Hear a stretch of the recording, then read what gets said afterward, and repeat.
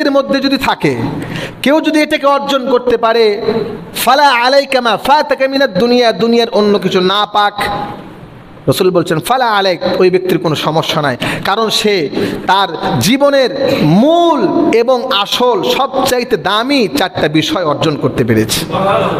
এটাই হলো দুনিয়ার সবচাইতে চারটা দামি বিষয়, এর উপরে আর কোনো দামি জিনিস হতে পারে না।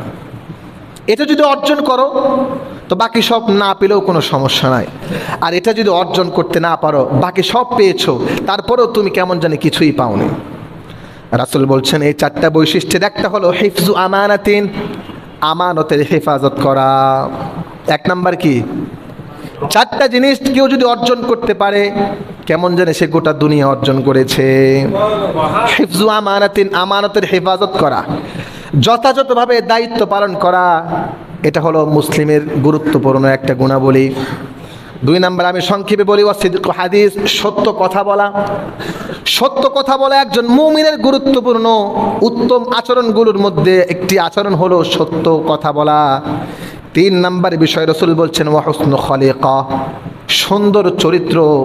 সুবহানাল্লাহ, যে ব্যক্তির চরিত্র সুন্দর সে কেমন জানে গোটা দুনিয়া পেয়ে গিয়েছে। যার কথা সত্য কেমন জানে সে গোটা দুনিয়া পেয়ে গিয়েছে।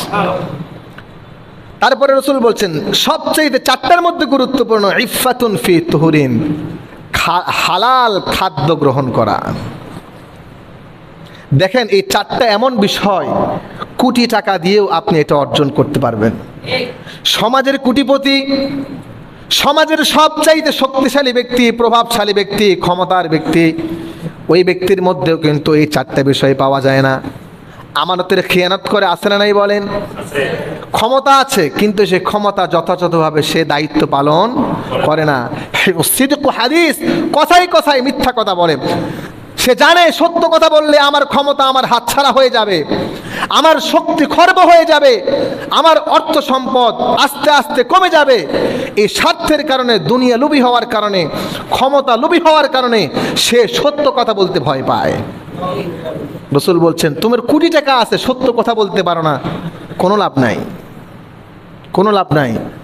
আর তুমি গরিব, তুমি মিসকিন, তুমি ভ্যান চালক, তোমার সত্য কথা বলার সাহস আছে, তুমি দুনিয়ার সবচাইতে বড় সম্পদ অর্জন করেছো। তুমি দায়িত্বশীল, তুমি যথাযথভাবে তোমার দায়িত্ব অর্জন করেছো, তুমি দুনিয়ার সবচাইতে বড় সম্পদ অর্জন করেছো।